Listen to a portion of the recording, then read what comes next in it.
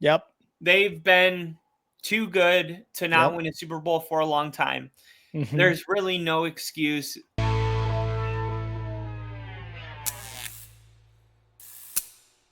This is basically something Kyle came up with and it said, Rick, what teams, top five, this is going to be like a real quick thing, top five, who needs to win a Super Bowl right now? Because the team needs it, the fan base needs it.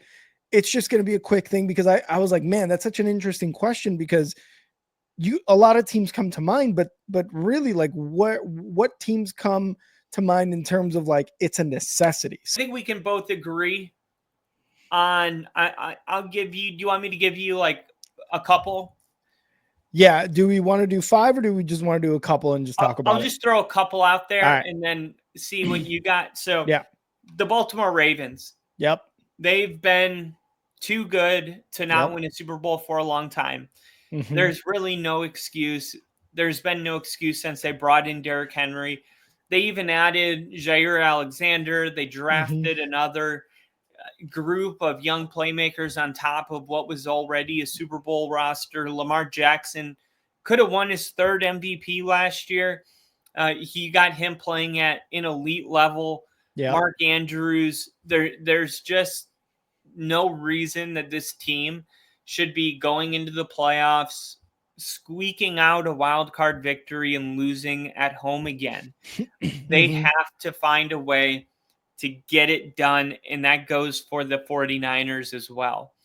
And Yeah. I know for the 49ers, because they missed the playoffs last year, people might not have them on this list, but Kyle Shanahan has to prove two things. One, that he can win a freaking Super Bowl. Yeah. Because he keeps going to Super Bowls and losing. He's, I think, 0-3 in Super Bowls? Yeah. Including being a coordinator in up 28-3 Yeah. against the Patriots. And there's just something about him where people think he's a choker, and he has to be able to kind of get past that narrative. And the second thing is he decided to pay Brock Purdy instead of letting him walk. And now he has to be able to prove that he was right.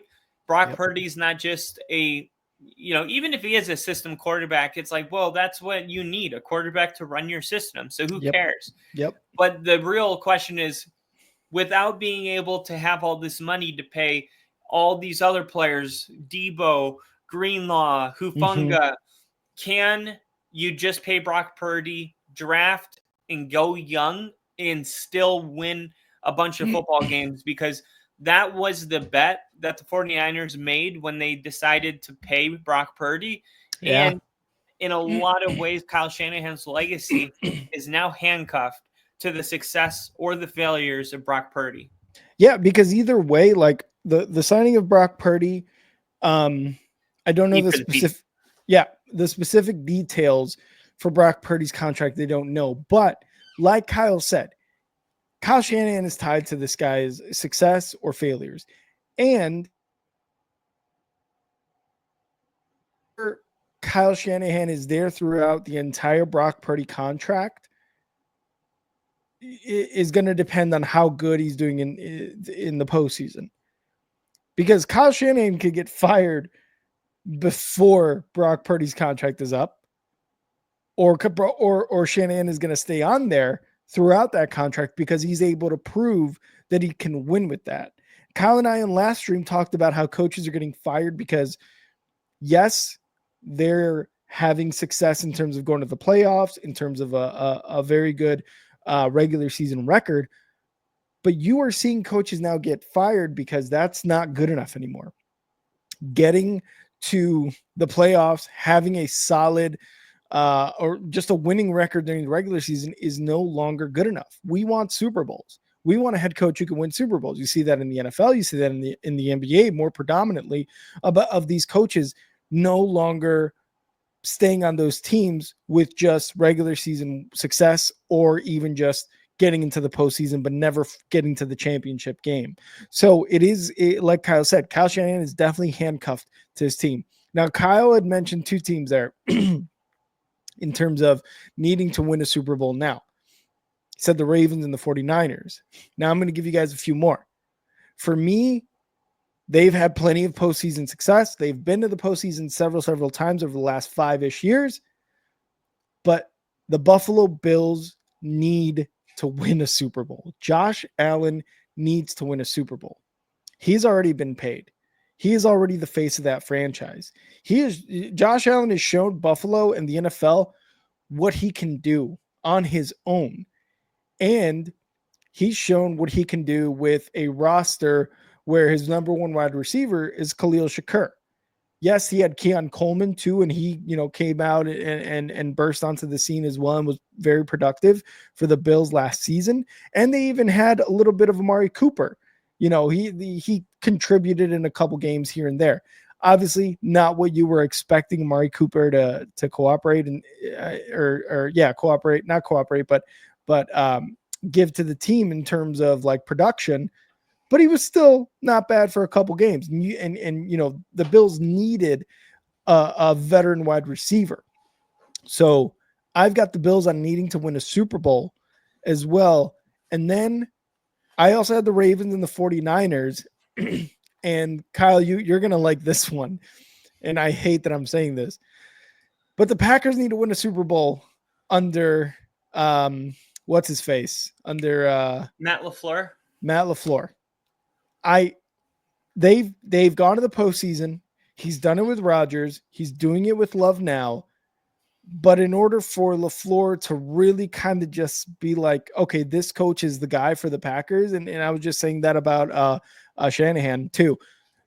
You can't just go to the playoffs and lose and do that consistently and expect to keep your job in the NFL these days. The Packers need to win a Super Bowl.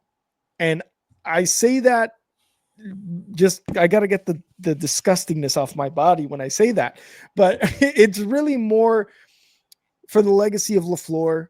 And at this point in time for Love, like if Love is going to continue to do what he did his first year when he started, and then, he had a down year last year, he needs to keep it up and go to a Super Bowl. So those are my two teams. I'm going Packers and I'm going Bills in terms of needing to win a Super Bowl like this year. Oh, and real quick for the Super Bowl, I'm just going to throw in also the Chiefs and the Cowboys. Okay. Chiefs are interesting. I had joked about that earlier, but I'm kind of interested. I meant to say the Chiefs, the Lions, and the Cowboys. Oh, okay. So you've got Ravens, Cowboys, Chiefs, Lions, and then you said, what was the other team we were talking about? 49ers, right? Yep. Okay. And I'll do this really quick. I think the Lions, because I don't know if they can emotionally recover from another NFC Championship loss. I had the Lions on here too. Yeah. And then for the Cowboys, they have a talented roster, but falling short 30 years is like it's a very demanding fan base. And they always have high expectations and a lot of pressure to deliver a Super Bowl. And the fact that it's been 30 years, they're going to be on this list every year. Yeah. And then for the Kansas City Chiefs, it's like Patrick Mahomes is in his prime.